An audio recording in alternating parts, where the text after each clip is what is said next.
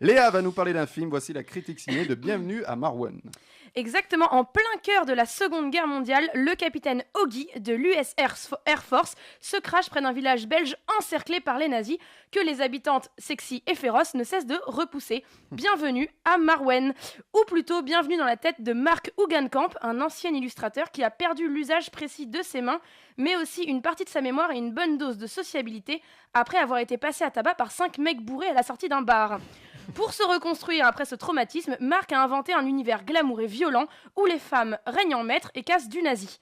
Seulement voilà, les nazis ne cessent de ressusciter et de revenir attaquer le village encore et encore, comme si jamais Mark ne trouvera la paix, même en s'évadant dans l'imaginaire.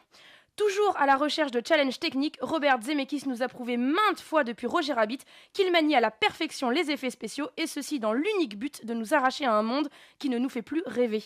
Son cinéma ne cesse de nous épater, il conjugue les verbes rêver et divertir à tous les temps, et il n'a même pas besoin d'une DeLorean pour ça.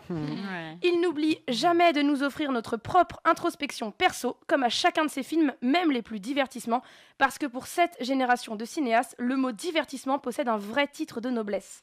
À l'heure où Hollywood fait tourner les têtes vers le ciel et les super-héros, Zemeckis tourne la nôtre vers notre fort intérieur et les anti-héros.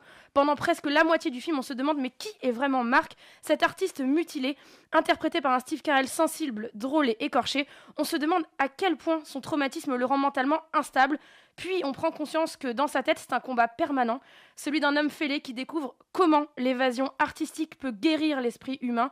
Et comme à son habitude, Robert Zemeckis nous rappelle qu'il n'y a que les fêlés qui laissent vraiment passer la lumière. Ouais. Mais c'est super beau. Et c'est vachement vrai, je trouve.